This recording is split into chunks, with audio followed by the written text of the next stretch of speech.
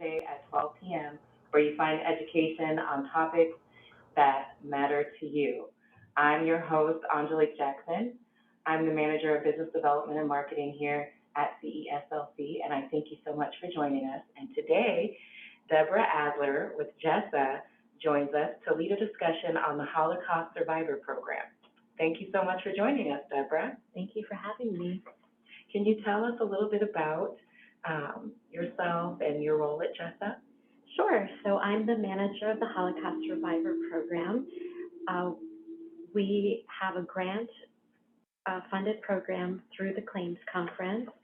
And basically we serve about 400 Holocaust survivors in the greater Washington area.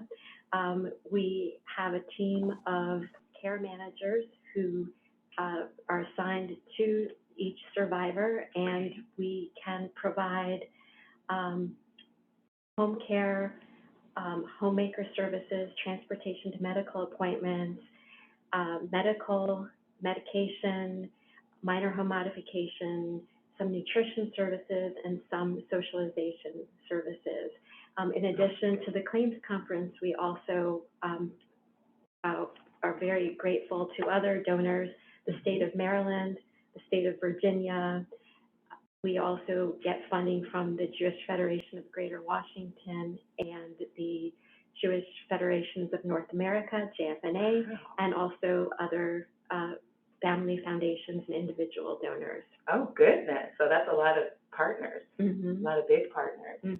Thank you. So I guess let's back up a little bit. So you work for JSSA. For folks like me who are not from this area, what does JSSA stand for? So JSSA doesn't stand for anything. It used to stand for Jewish Social Service Agency, but now we're just JSSA, JSSA. So JSSA, just JSSA now. And then you mentioned in the name Jewish. Is it do you just serve the Jewish population?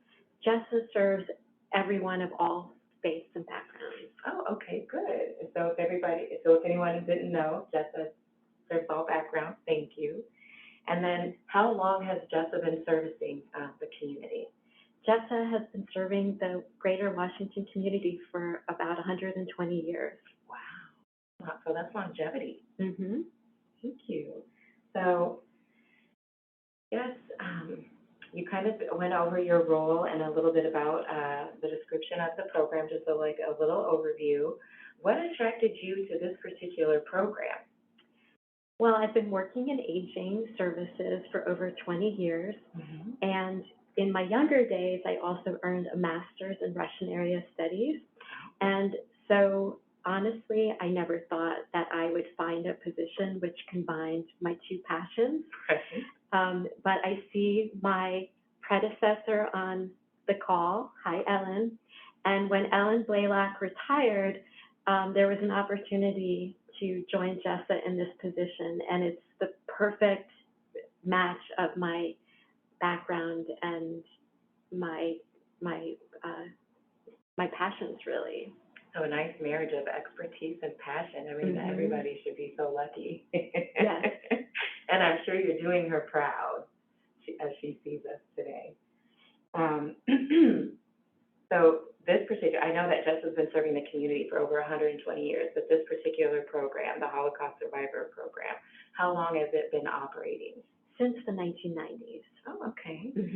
So can you tell us about how it was born, the idea for this program, and why they created it? So as I mentioned before, this program is predominantly funded by the Claims Conference, which is the short term for the Conference on Jewish Material Claims Against Germany. And when after the Holocaust, the Claims Conference started to negotiate with the German government to get reparations on behalf of people who had suffered during the Holocaust. And so initially, the definition of a Holocaust survivor was people who had been in the concentration camps, in ghettos, or in hiding for more than 4 months, or someone who was hiding under a false identity. And over the years, through continuous negotiations, that definition of Holocaust survivor has been expanded. Okay. So in 2008, people who survived the siege of Leningrad were included as Holocaust survivors, and then a few years later, people within 60 miles of the unoccupied territories of the border were included. And then just this past year, people who survived open ghettos in Bulgaria and Romania were included as Holocaust survivors. So the Claims Conference is a huge advocate of Holocaust survivors all over the world, and just trying to give them some semblance of help. You know, nothing can replace what these individuals went through, but they're trying to do something on their behalf. And then it's nice to know that as the years have progressed, that the term has, or the description of survivor has expanded. Your reach to include so many other people that were affected. So that's amazing. Thank you. And then, so you've already answered my question about a description of survivor. There are different types. Right. Yeah. So people have different persecution histories, and today at JSSA, about 91% of the people we serve are from the former Soviet Union. So they survived on the Eastern Front, and they fled the Nazis. Had they not fled their shtetls, they would have been killed. Okay. So that's who we're serving mostly. And I'm sure it's an honor. And then you mentioned the word shtetl. Can you tell me what a shtetl is a small village. Okay. If you've ever seen Fiddler on the Roof, that's a shtetl where the people live. So many of the folks that we serve, families had been living in shtetls. When they came from the Soviet Union in the 1990s, or the former Soviet Union, most had been living in big cities by that time. Okay. And then I never even thought of, you mentioned folks were living under false identities. I never even, imagined to put that into perspective. And yes. So, wow, it's very heavy, very unique population. Yeah. And like I keep saying, I know it's an honor to serve them. So you mentioned all these wonderful services that your program provides to support. What does that care delivery look like?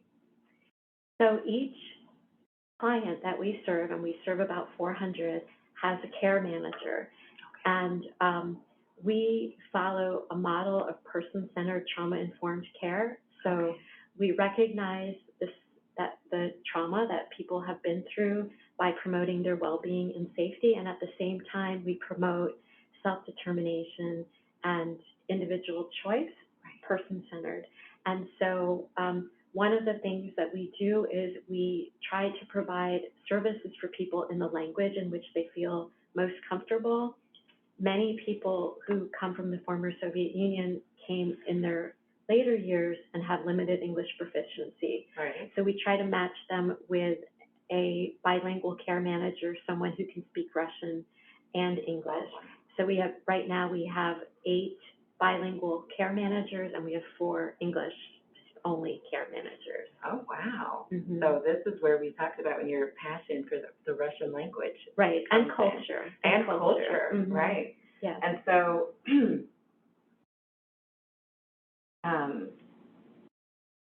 and is there a charge? Well, let me back up, because I really wanted to talk about, you mentioned trauma-informed patient-centered care. Right. Does this include, because I can imagine, suffering a trauma like this, it reverberates to future generations. Right. How are the families involved? Are they part of this care?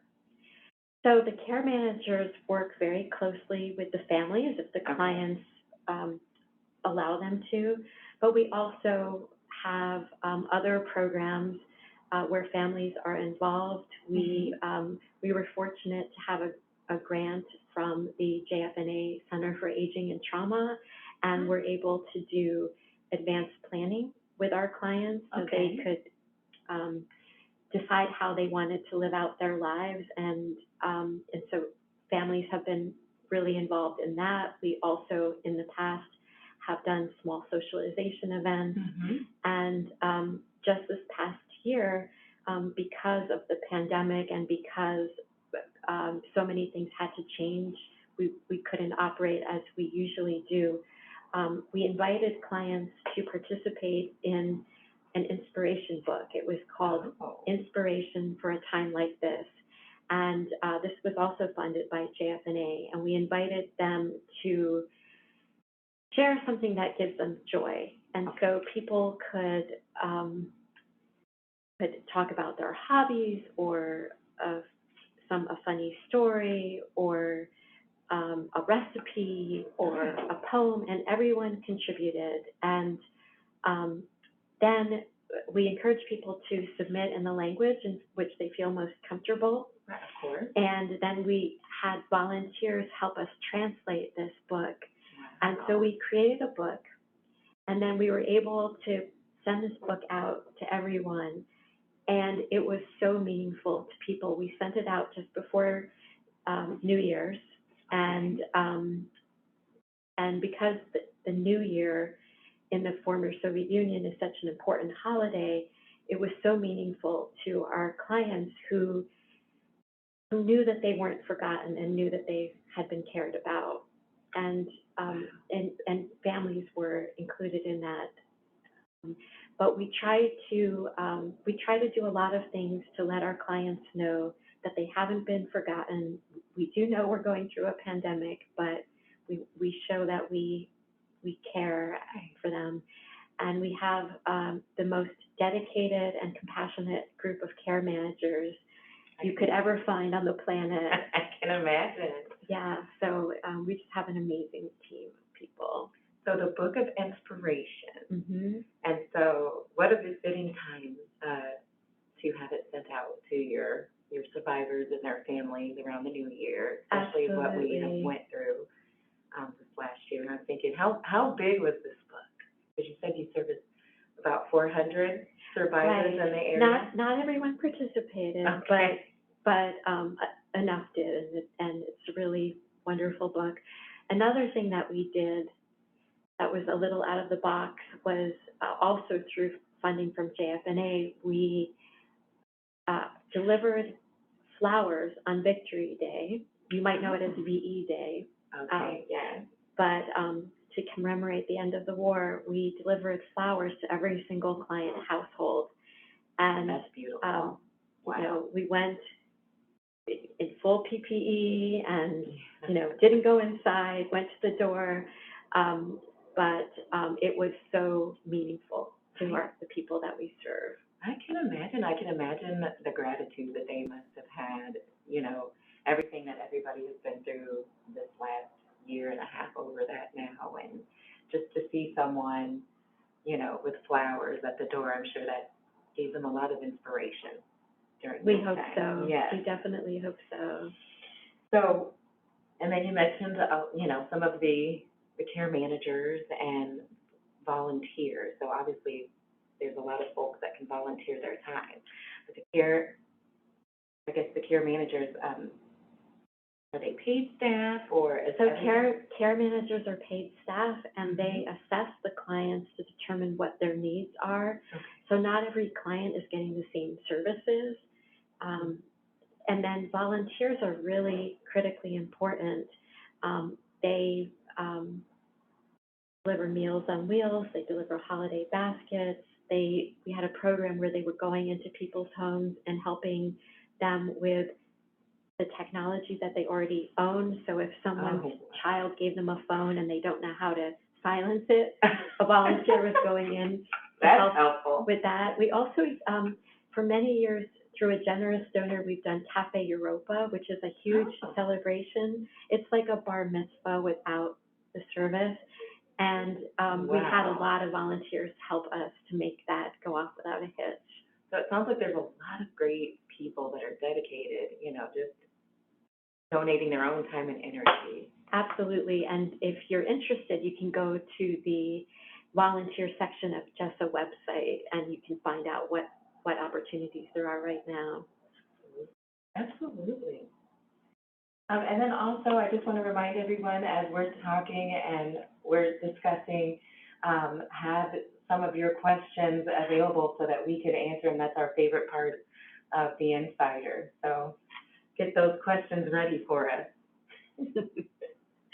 So this is a wonderful program. How can your survivors access this program? So if there are survivors in the community who are not a part of this program and would like to be a part of it, they can call me at 301-816-2657, and I believe that's going to be put in the chat. Yes, we'll put it in the chat. But there are, because this is grant funded, there are criteria for participating in the program. So first of all, the person has to be living independently in our service area. Okay. Our service area is the greater Washington, D.C. area. Most of the people we serve live in Montgomery County, but we serve about 50 or so folks in Northern Virginia, and then a handful in D.C. and in Prince George's County as well. Wow. The second criteria is that a person needs to be verified by the claims conference as a Holocaust survivor. And so if someone hasn't been verified and they need to know how to do that, they can give me a call and I can help them through that process. And then the third criteria is they have to meet certain financial criteria to get into the program. Someone cannot earn more than $50,000 per year, not including any retirement income, to get into the program, and they can't have more than $997,000 in assets, not including their home or their car. Now, that might sound like a lot, but the majority of the people we serve are on SSI, and they're subsisting on less than $800 a month.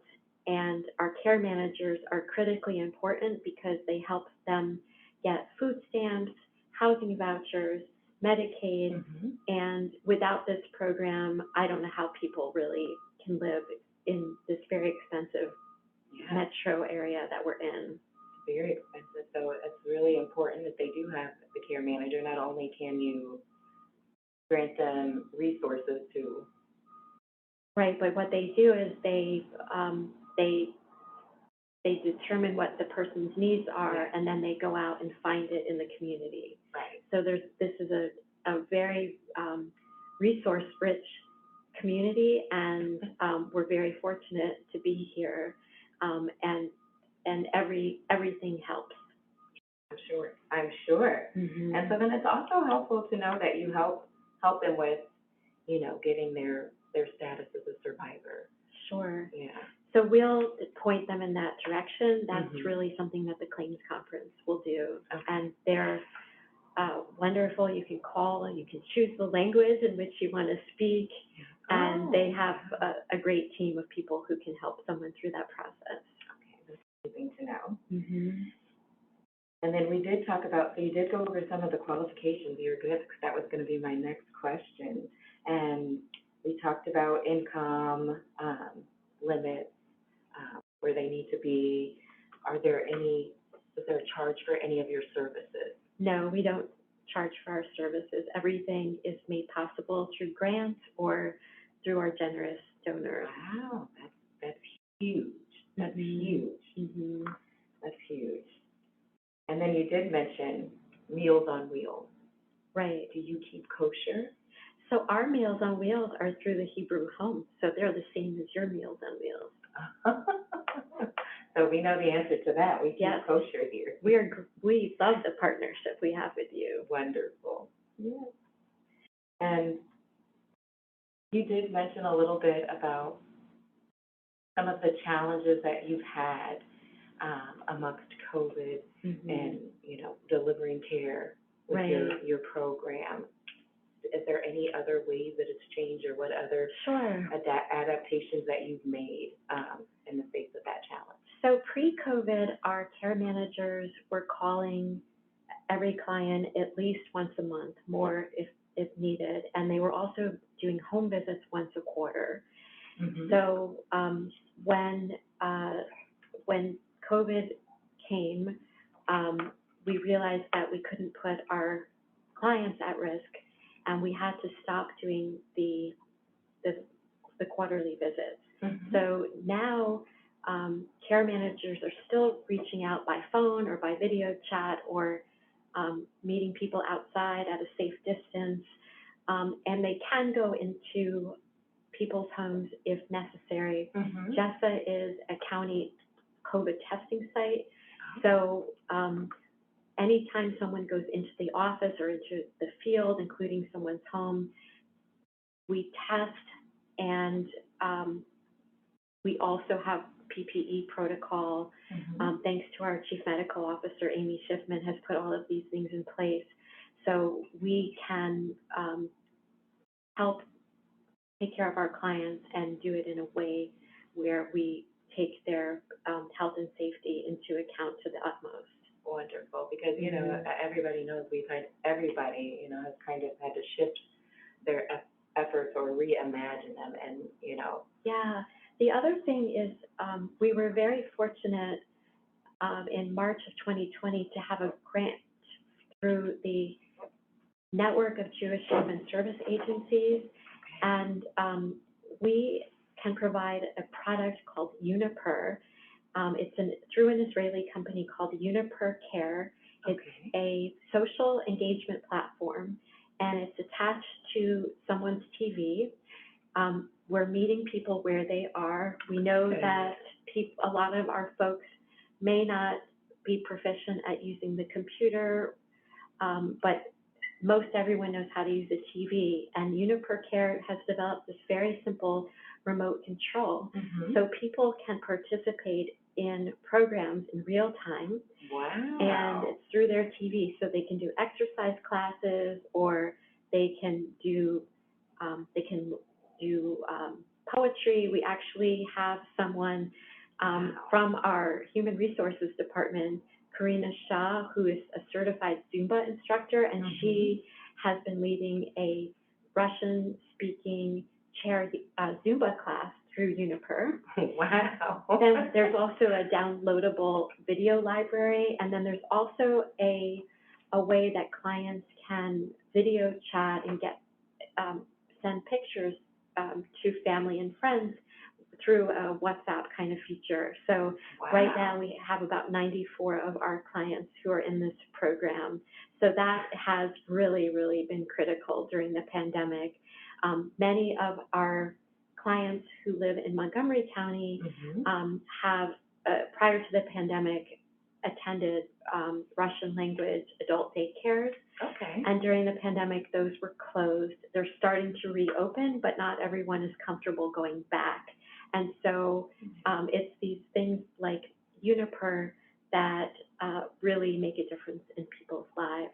I can imagine. So Uniper was born in the face of COVID. Well, it was born before. Okay. It was developed by an Israeli who had a mom who he felt was socially isolated, and he partnered with a few folks, and now Uniper has offices not only in Israel but also in LA. Oh, wow. And so we were very fortunate to get a grant to offer this program to our clients, but it's popping up in communities all over the U.S. in Jewish social service agencies and in other agencies like veterans agencies and in area agencies on aging.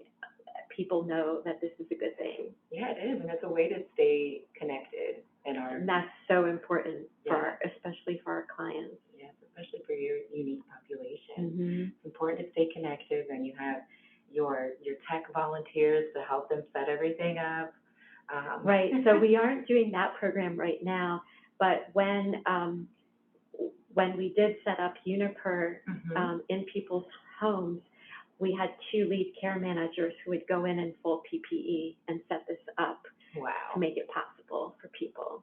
I'm impressed with the dedication of the staff, the above and beyond, and even the fact that, you know, so many people donate their time and energy. It's pretty amazing. This program is possible because of the compassion and dedication of so many people. So many people in it. We have our own group of survivors here on our campus as well. I know we honor them. We host an annual breakfast and remembrance every spring at our greenhouse community. So, oh, wonderful. Yeah, we also try to find ways to honor them as well. And so you would say the majority of your recipients are Russian speaking? Yes. Yeah? Mm-hmm. Okay. All right. Well, it's that 30-minute mark, and we're excited for any questions that anybody has. So Ellen wanted me to mention how the public can support the JSSA Holocaust Survivor Program and how much that is appreciated. If you go on to the giving section of the JSSA website, there are instructions about how to give to this program, and it's just incredible what a donation can do in the life of a survivor. And Ellen Blaylock, my predecessor, actually we established different pro bono programs in the community. We are fortunate to be able to provide pro bono dental, pro bono hearing aid programs, and a pro bono optical program to our neediest clients. And people can help with all kinds of things. They can help with transportation to dental, not to actually provide the transportation, but to give money so that we can pay for the transportation. So they can donate money. They can donate that. Okay. But there are so many different ways that people can get involved, and it's so appreciated. Now, Ellen, that was my final question. Thank you. Thank you so much. Angelique. So hey, there's so many ways. It's Robin. I've got a couple of questions that were sent over, some to me directly. So I'll just throw them out there and then you guys can discuss them. One of the questions was, are there programs available to adult children of survivors?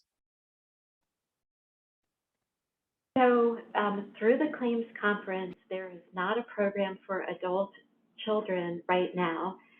As I mentioned, they're in continual negotiations with the German government to provide programs for adult children, the second generation, but they don't have anything right now. But we just put in an application to JFNA, Jewish Federations of North America, to offer a program to the second generation for advanced planning. We really think it's really important for Holocaust survivors to have advanced planning documents in place so that they can have control of how to live out their life. That's powers of attorneys for healthcare, for financial, simple wills, and we do that through a partnership with BetSEDEC and through Arnold and Porter. Okay. So we want to take it one step further and involve the adult children because they are so critical in helping Holocaust survivors make decisions. And so hopefully we'll have programs very soon. Yes, and as we mentioned before, trauma reverberates through generations. It definitely does. So that's very important resource. Great. Another question we had was, are there volunteer opportunities for teens? Good question. So teens have to be a certain age because we do a criminal background check, and you can't do a background check on anyone. I think it's under 18. Okay. But teens can volunteer if they have a parent who can go with them. Oh, So take a look at that volunteer section of the JSSA website and you can see what opportunities there are. But we always need people for Meals on Wheels. And I know folks are so appreciative to get to, to see a young person. So that would be a great opportunity. But there are lots of other opportunities too. Thank you. Great. Robin, is there another question? Yes, there is. A couple. Is it possible to get a copy of the inspiration book? I know I was going to ask. I want to see this book. Sure. So actually, our clients filled out a release, so we can share it, and we can send a electronic copy. So if you want to just email me, and I would be happy to send it out. And I think my email is going to be up in the chat, but it's dadler@jssa.org, and you can just email me, and I would be happy to share that. Yeah, it's amazing. It's really amazing. We all need a little inspiration, don't we? Absolutely. And then this question is from Kathleen. What is JSSA's current rate of pay to providers? And what is the max amount of hours allowed for caregivers? Kathleen, that is a very complicated question. So I'll start with the maximum amount. So everyone is assessed, and we use a special assessment tool that the claims conference provides for us. And so everybody is eligible for a certain amount of hours. Right now, because we live in such an expensive area, we had to increase our rates. Okay. So we had to match for private aids, we had to match the minimum wage rate in Montgomery County of $15 per hour. So that's what if people hire their own private aid, that's what they get reimbursed at. And then we have we reimburse agencies at $19.50 per hour. Okay. And that is because the Medicaid rate went up twice in the past year. Yeah. And so we have to match the Medicaid rate, or agencies aren't going to want to work with us. Mm-hmm. So that puts us in a bit of a predicament because we had to raise our rates. We have less dollars for our clients, and so we have tremendous unmet needs right now. We have over $1 million in unmet needs.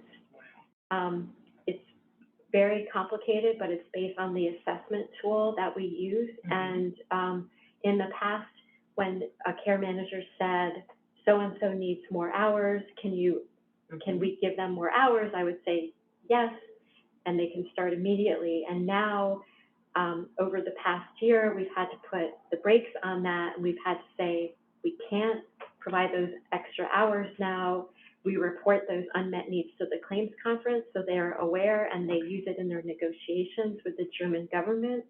But we aren't able to provide all of the home care hours that our clients need right now. So that would be, something, if somebody wanted to donate to the program, that would be huge. Donations, yeah. Mm-hmm. Here's $1 million worth of unmet needs. Yeah. And let me see here. Another question. Kathleen McGinnis. And so we just wanted to mention too, Kathleen McGinnis is the Director of Community Relations for Smith Life Home Care. Oh, okay. Yeah, and so we have a wonderful partnership together.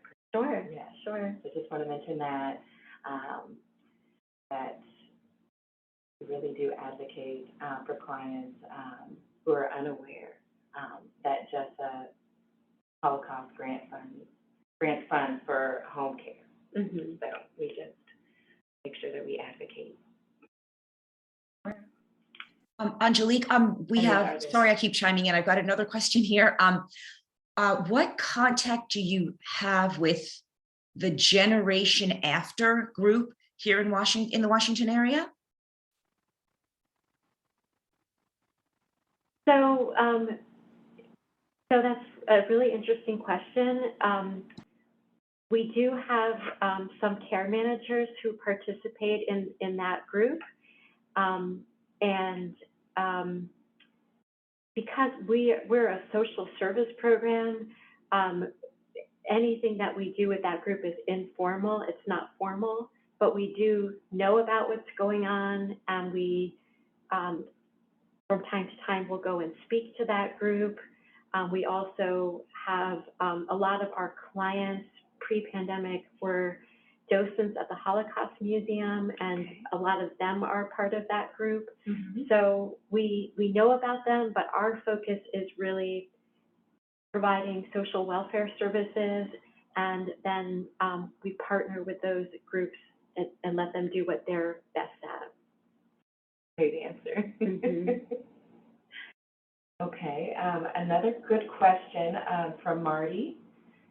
He's asking, or she, excuse me, how much do you spend on each survivor? It's different depending on the survivor. Some clients don't need it very much. Maybe they need homemaker services. Mm-hmm. Maybe, but some clients need a lot, and maybe they need 24/7 care. So the most we can spend is $148,000 a year, but we can't spend that on, right. I mean, well, we can't spend that on everybody, because then we wouldn't have any money after January, because our year starts in January. Mm-hmm. So it just depends on what the person needs. Okay, so it's very individualized. It is very individualized. Very individualized. Thank you for that question. Mm-hmm.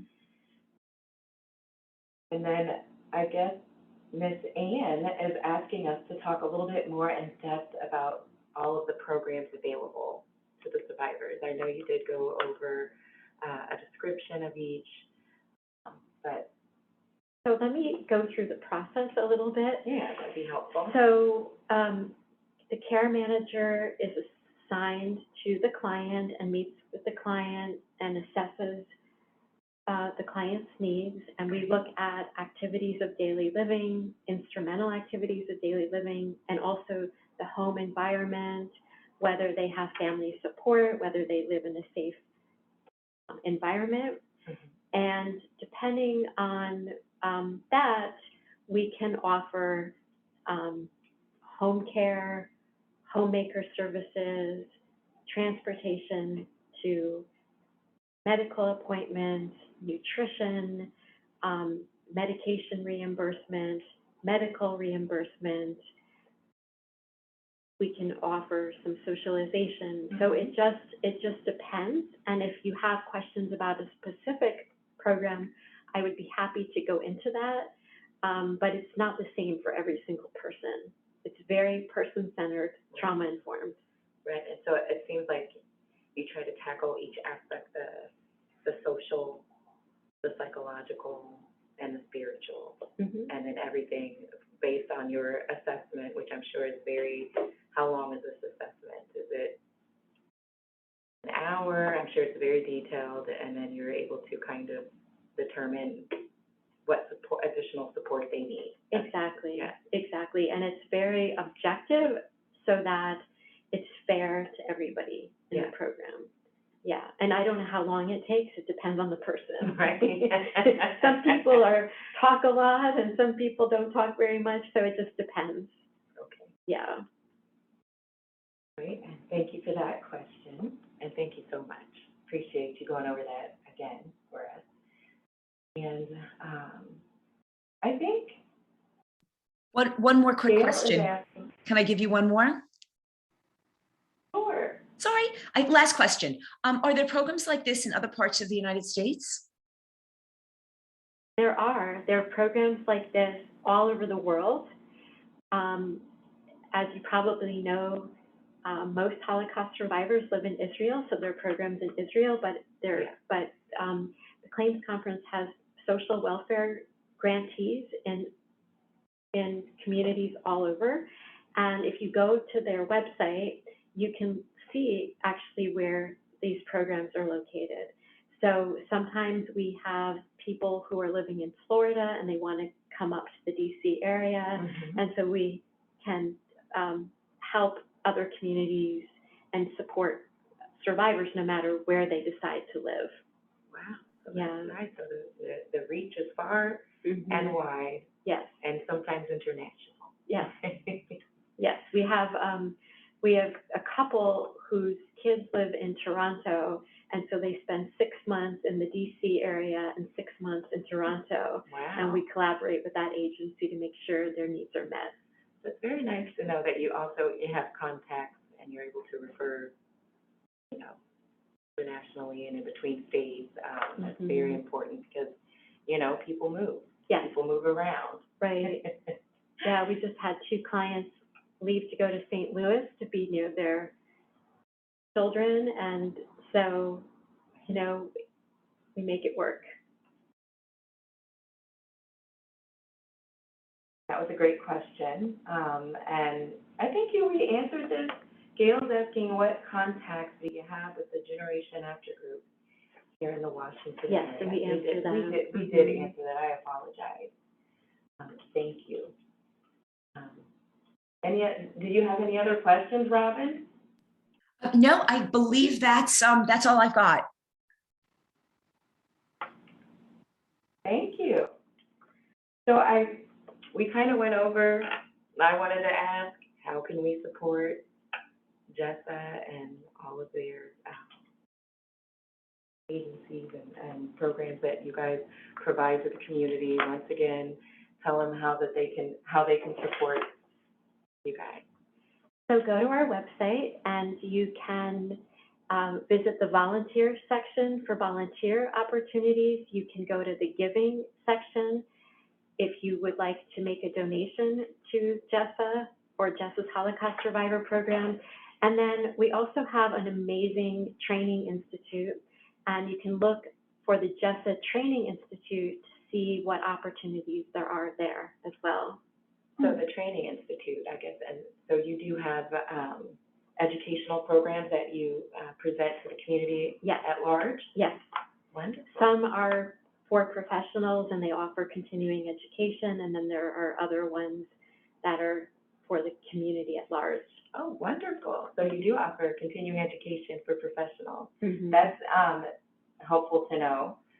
And then which section was that on the website? I believe that's under the JSSA Training Institute. Okay, so JSSA Training, you said that. Didn't you? Well, thank you so much. Is there anything else that we need to know? Is there anything that we missed? I don't know, but if anyone thinks of anything after, feel free to reach out to me. I'm happy to talk to anyone and talk to you about the program. This is an amazing program. I'm so grateful to be a part of it, and we have an amazing team of care managers, and you just couldn't ask for a better group. So thank you for allowing me to be here today and sharing our program. No, thank you so much for joining us. I mean, this has been very educational for me. It's a topic that I was interested in myself, and I just really feel like this is such a valuable program and such a valuable program that you run. And again, we thank you. And thank you, everybody, for joining us as well. If you have any questions, again, you can reach out to Deborah. We have put her contact information here in the comment section for you guys. And we hope you have an amazing day. Thank you so much.